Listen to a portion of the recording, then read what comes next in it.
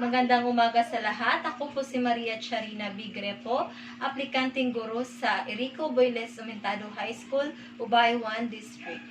Ang aking pong leksyon na aking tatalakayin ay tungkol sa ugnayan ng pangkalahatang kita, pag-iipok at pagkonsumo. Okay, magsitayo ang lahat para sa ating panalangin. Francis, maaari mo ba itong pamunuan?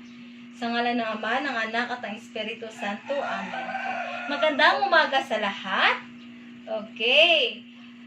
Mayroon bang liban sa klase? Magaling. Dahil walang liban sa klase, magpalakpakan tayong lahat. Ngayong umaga, may tanong ako sa inyo. Sino sa inyo rito ang makapagbigay ng balita ukol sa ating ekonomiya ngayon? Okay, Paul. Magaling. Maraming salamat, Paul. So, ayon kay Paul, ang napapanahong balita tungkol sa ating ekonomiya ngayon ay bumababa ang kita ng mga negosyante dahil sa pandemya na lumalaganap ngayon sa buong mundo at naapektuhan na rin pati ang ating bansa. So, ngayon naman ay may pahulaan ako sa inyo. So, unahang makahula at makapuntos. So, hanapin ninyo ang mga letra na pupuno sa salita mula rito sa mga kahon. Okay. Sino na magvo-volunteer? Ana? Okay, tama ba? Very good. Depresasyon. Pangalawa, Pedro. Okay, very good. Subsidia. Pangatlo. Sige, Ken. Okay, black market. Magaling. Pang-apat. Okay, Ken. Tama, gross domestic product. Pang-lima. Eman? Okay, gross national income. Okay, bigyan ng palakpak ang 5 estudyante dahil nakuha nila ang mga tamang sagot. Ngayon naman ay kailangan ko ng 2 mag-aaral na pupunta dito sa harap at tingnan ang mga larawan at suriing mabuti. Okay, Ana at Eman. So, ano ang mga nakikita ninyong larawan? Tama. 2 piggy bank, bangko, at passbook. So, ano kaya sa tingin ninyo ang ating aralin ngayong umaga? Tama.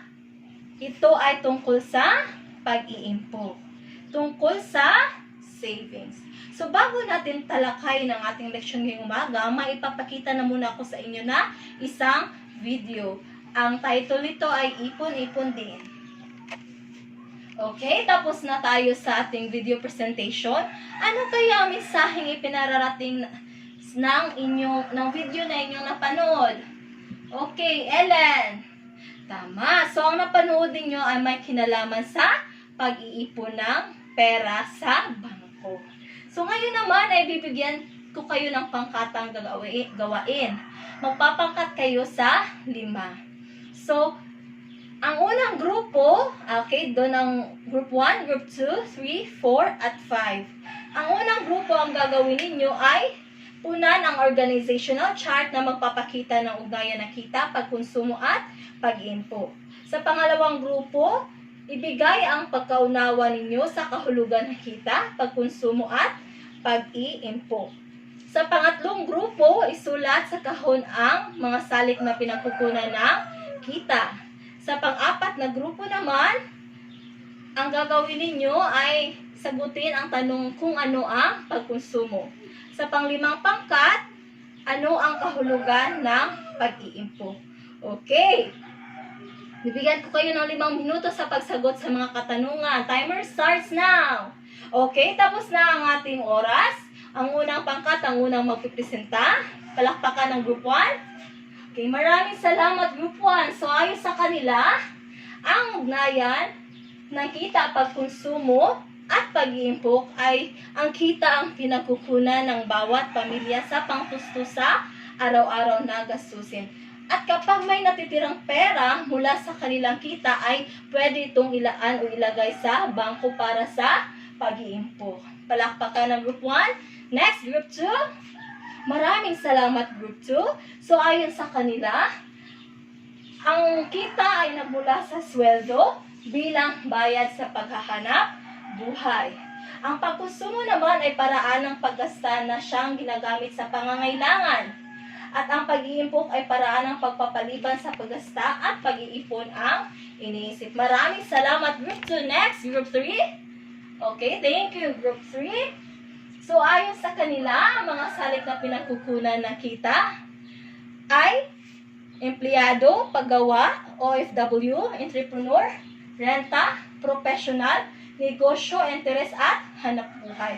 So, maaaring ang hanap buhay nila ay pagiging professional, negosyante, or entrepreneur. At nakakuha din sila ng kita mula sa mga renta at pinapaupahang mga bahay.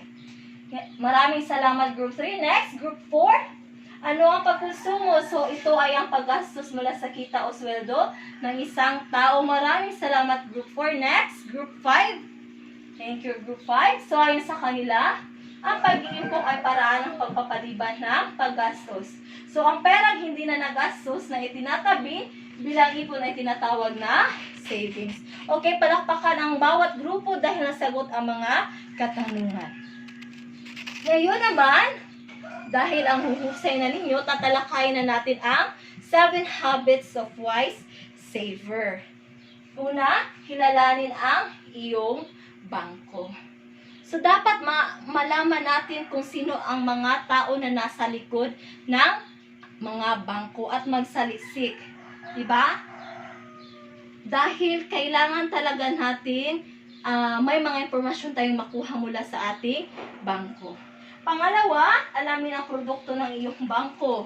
So, huwag malito sa investment at regular na deposito. Kailangan basahin ang inyong transaksyon sa bangko. Pangatlo, alamin ang mga serbisyo at mga bayarin sa iyong bangko. Okay. So, piliin ang angkop na bangko para sa iyo sa pamamagitan ng iyong pangangailangan at tugma ito sa serbisyong inaalok ng bangko. Pang-apat, ingatan ang iyong bank records at siguraduhin up to date. So, pag nagdeposito kayo ng pera, dapat may mga transaction na proof kayo. Okay? Pang-lima, makipag-transaction lamang sa loob ng bangko at otorisadong tauhan nito. So, sa loob lamang ng bangko at dapat makita ninyo ang kanilang identification card ng mga tao sa loob ng bangko. Pang-anim, alamin ang tungkol sa PDIC, Deposit Insurance. Okay, so ang PDIC ay gumagarantiya hanggang 500,000 pesos sa deposito ng bawat depositor. Ang pang-pito, maging maingat. So, lumayo sa mga alok na masyadong maganda